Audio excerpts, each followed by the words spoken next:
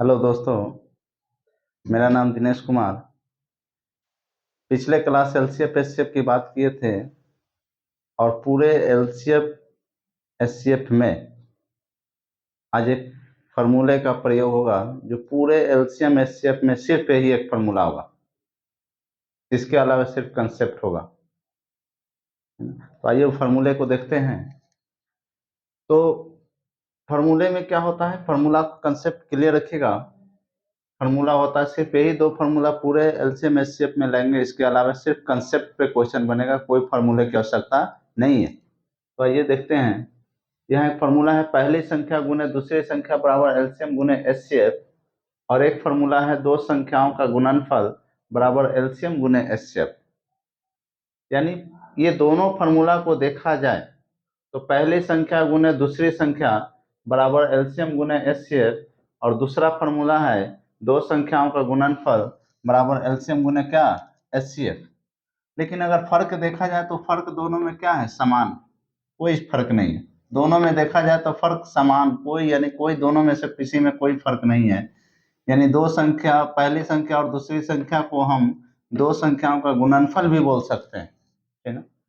तो दोनों फार्मूले में कोई फर्क नहीं है, लेकिन क्वेश्चन के आधार पर दोनों का प्रक्रिया अलग अलग हो जाता है।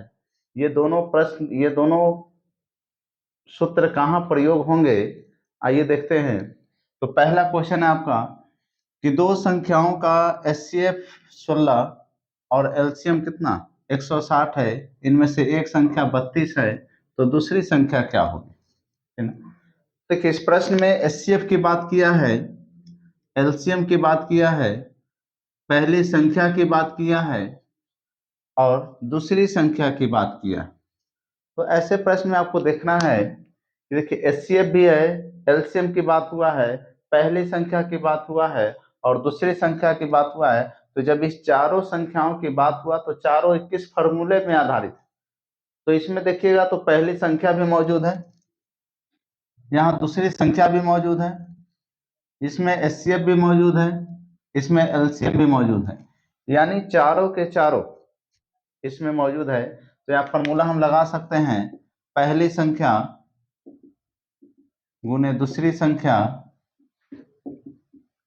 बराबर एलसीएम गुने एचसीएफ। यानी इस चारों में से चारों का जिक्र प्रश्न में किया गया होगा, या चारों के चारों में से कोई तीन का मान दिया होगा, एक आपसे पूछेगा। तो इस प्रश्न में देखेंगे तो पहली संख्या, यानी पहली संख्या का मान मेरा दिया है 32 गुने दूसरी संख्या मान हम पूछ रहा है, दिया नहीं है, इसलिए दूसरी संख्या को दूसरी संख्या ही रहने दें बराबर एलसीएम की बात करें तो एलसीएम 160 है, और एचसीएफ की बात करें तो एचसीएफ क्या है, 16। अगर यहां से देखा जाए तो 16 दूना 32 और 2 से ये 160 80 बार में, यानी सेकेंड नंबर यानी दूसरी संख्या बराबर 80 आंसर। यानी इस फॉर्मूले का प्रयोग कब करेंगे, जब किसी प्रश्न में पहली संख्या दूसरी संख्या एलसीएम और एचसीएफ का जिक्र किया गया हो तो, है ना। अब ये प्रश्न देखिए, यहाँ पे आएगा तो देखिएगा कि दो संख्याओं का गुणनफल, कितने संख्याओं का, दो संख्याओं का गुणनफल 120 है। यानी गुणनफल की बात किया है, संख्या नहीं दिया है, सिर्फ गुणनफल की बात किया है। तो गुणनफल इसमें, गुणनफल का फॉर्मूला यहाँ नहीं, गुणनफल का फॉर्मूला यहाँ है ना। तो दो संख्याओं का गुणनफल का जब दिया रहे तो दो संख्याओं का गुणनफल बराबर फॉर्मूला होता है, यानी दो संख्याओं का गुणनफल बराबर एलसीएम गुने एचसीएफ। अब देखिए तो दो संख्याओं का गुणनफल कितना दिया है, 120, एलसीएम दिया है कितना, 60, एचसीएफ कितना, कुछ एचसीएफ का वैल्यू नहीं, ये से खत्म, यानी एचसीएफ बराबर कितना, 2।